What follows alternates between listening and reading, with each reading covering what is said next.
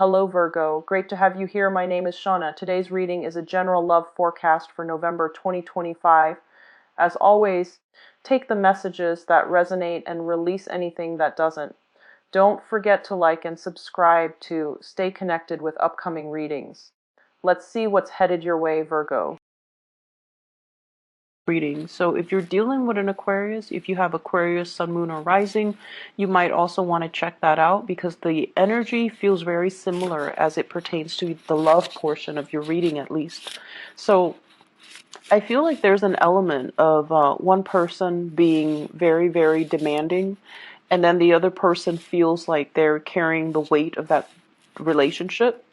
And they're the other person, whoever it is, the energies can flow, both ways. But I feel like one person feels like their their partner is very demanding. Their partner is asking the world of them, and the other person feels, like they're bearing the brunt of the relationship. So whichever side of the coin you're on, it would be meaningful if you're dealing with an Aquarius to check that out. Okay.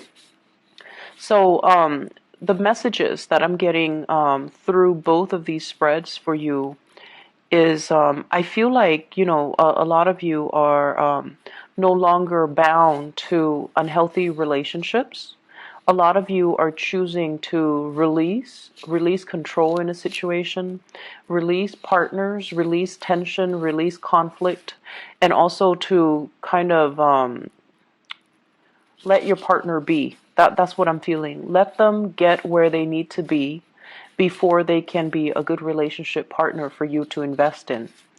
And then I'm seeing this energy here is if a situation has been so conflictual, if a situation has been so contentious, then you don't want to get involved in it because you know in your hearts of hearts that's the universe's way of telling you that you're barking up the wrong tree, that this isn't the right relationship partner for you, that you're meant for something maybe a little bit better, or you're meant for something else that is not so conflictual and contentious and difficult. Okay, so if it's too hard, a lot of the times, Virgos, you pride yourself in your ability to solve problems, your ability to take care of things, take care of situations, take care of people, and take care of, especially to solve problems when where other people have given up.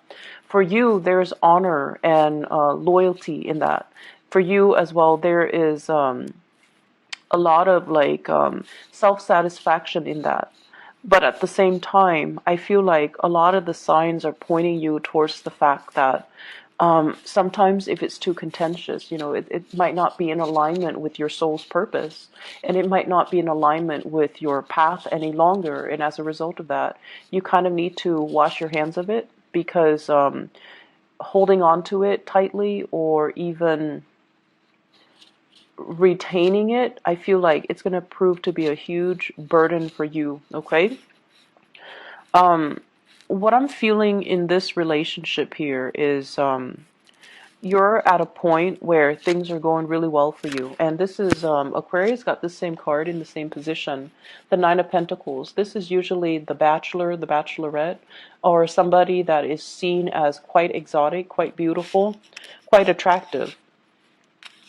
And because this is the energy that you bring to the relationship or you bring to your environment, this is you having a lot of financial abundance. Things are going really well for yourself. You don't need another person to take care of you.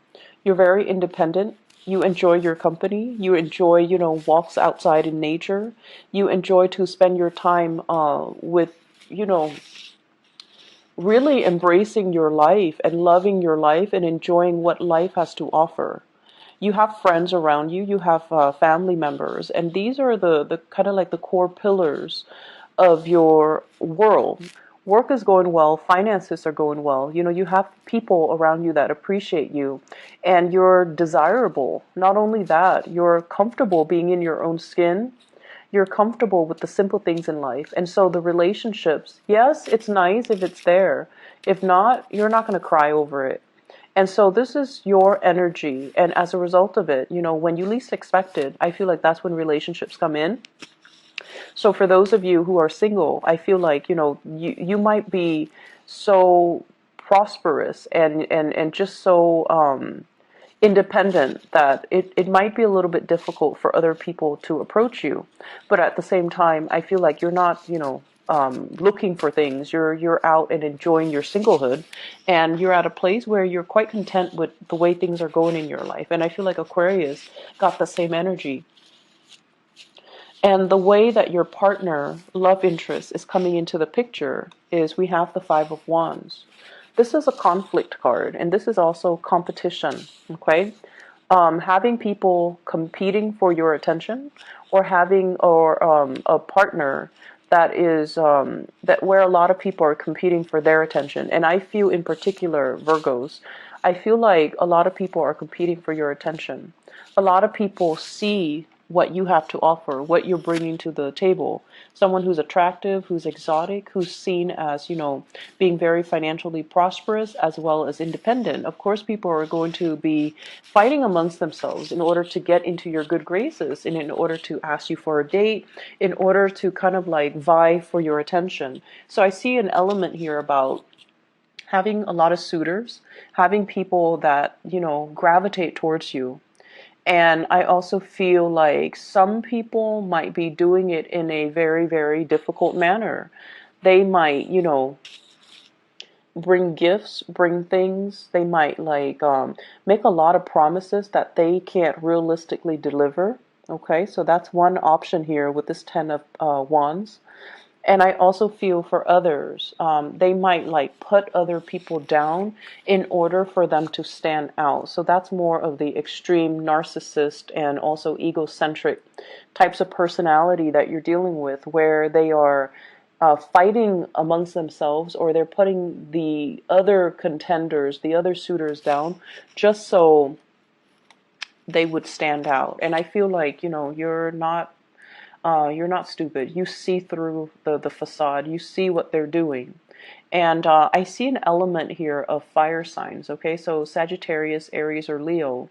The really, really alpha male, alpha female types of energy that wants to dominate, that wants to control, that wants to stand out, that wants to win you, and they see you more as like a possession, a prize, rather than something that, like a human being. They see you as more of like the end goal.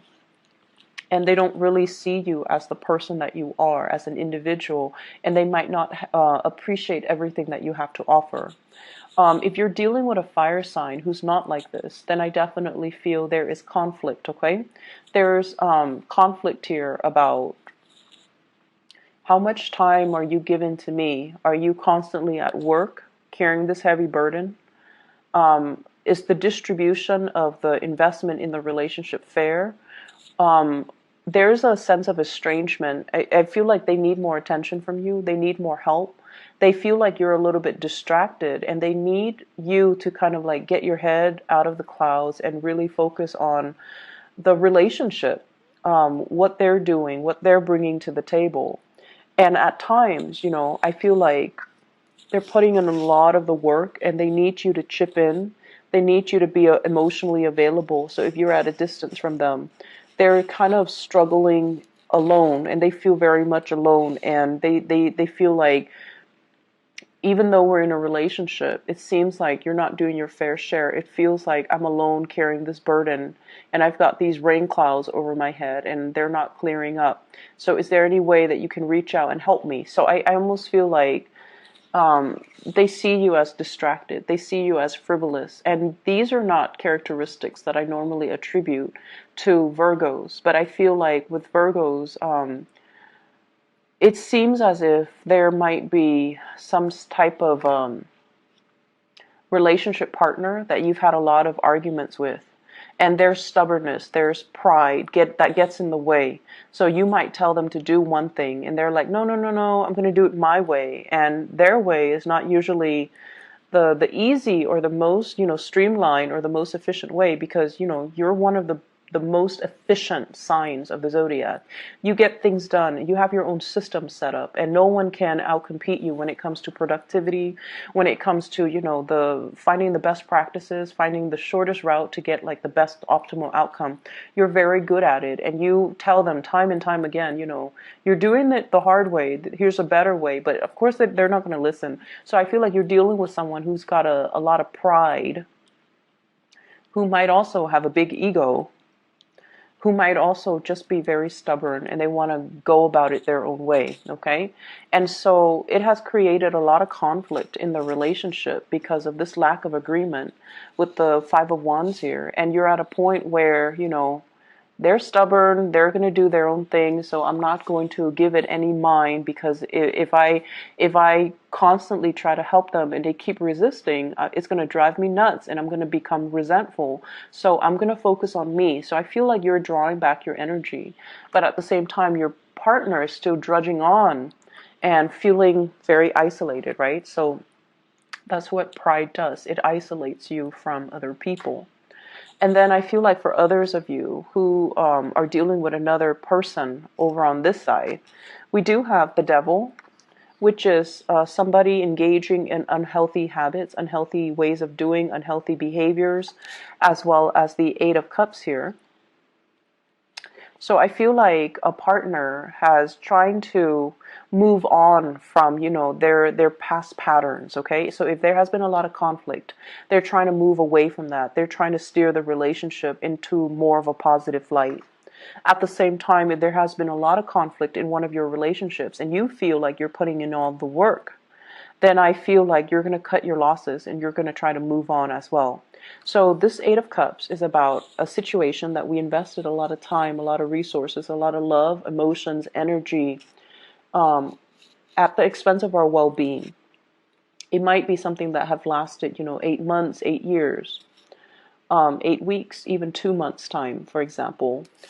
And I feel like you understand the toxicity behind it. You understand that it's a carnal desire type of a relationship.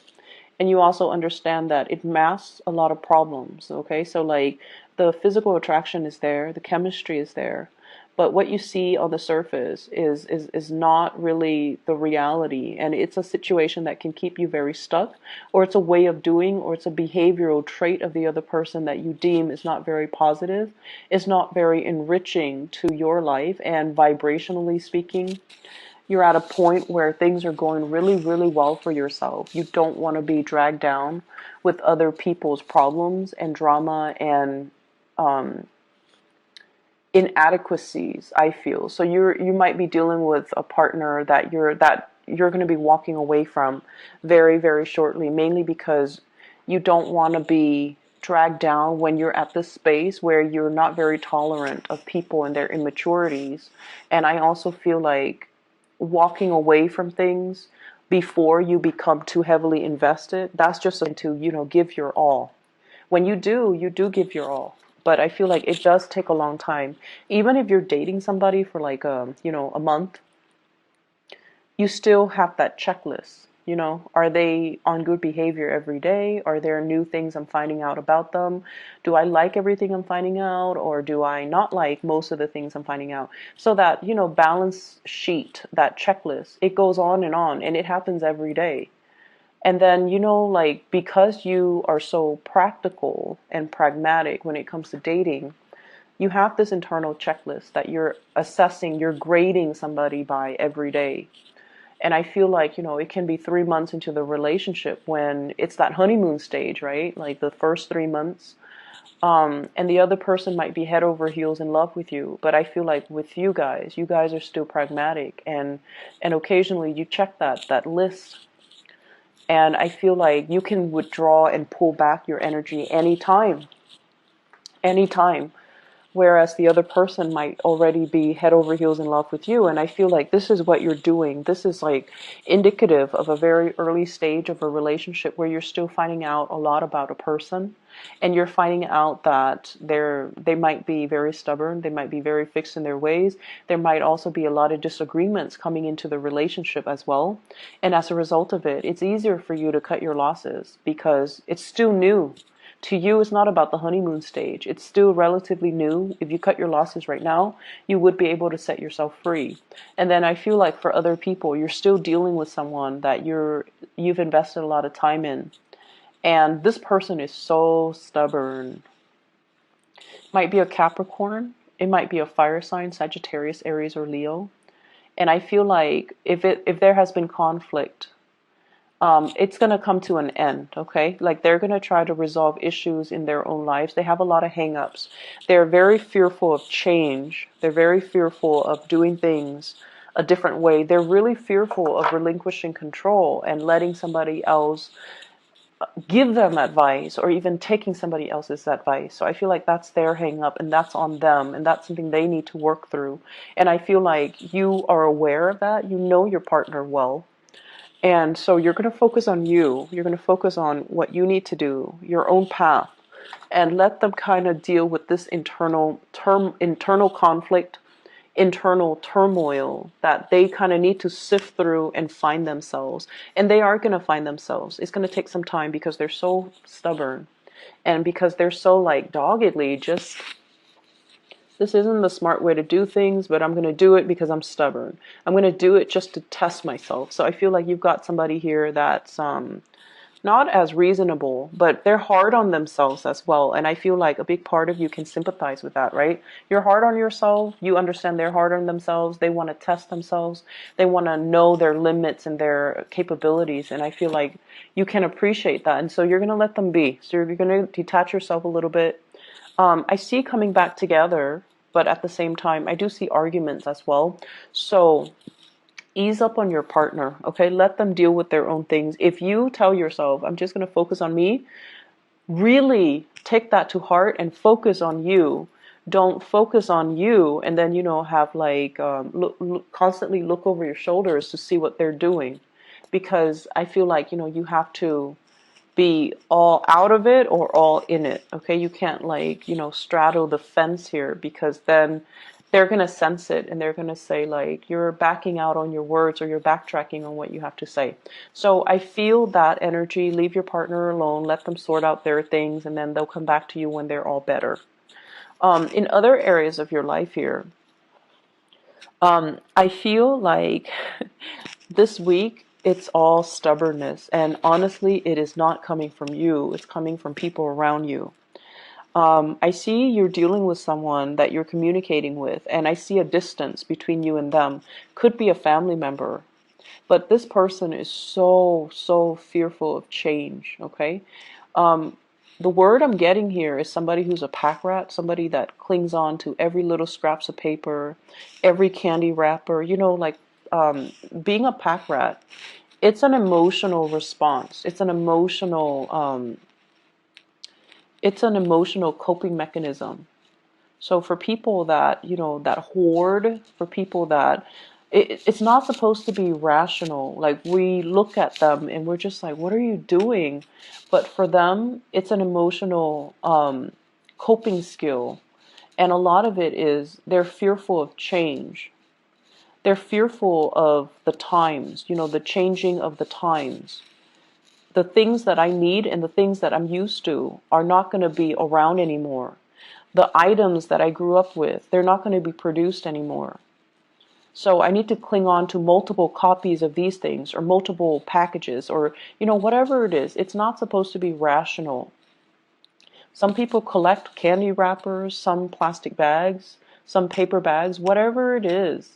I feel like they're hoarding because they feel this innate sense of emotional lack in their own lives. They can be, very financially insecure. And so they cling on to these things that people discard because they feel like if I fill up my house with scraps of things, then I'm wealthy. So it can be like as problematic as that, or on the other end, it's just a coping mechanism for some of these people. So I feel like you're dealing with someone who is like that. You're also dealing with people who are very, very resistant to change. They are very tunnel vision. They see things in a very specific way and they refuse to see things outside of their worldview. And we have here the Four of Pentacles, and this is what led me to say, hoarding, someone who's a pack rat, somebody who clings on to situation, who's controlling, and who is not able to see things from outside of their perspective.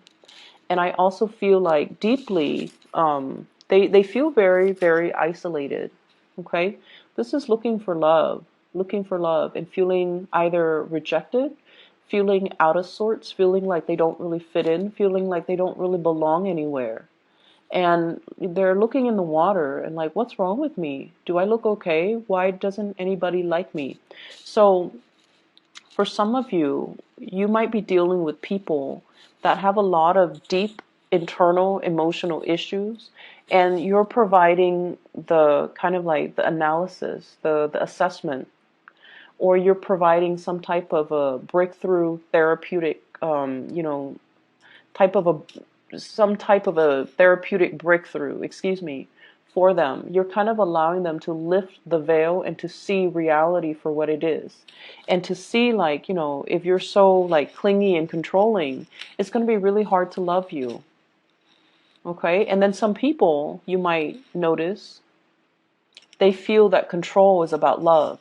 I love you, so I'm going to tell you not to do this and do that instead because I want what's best for you.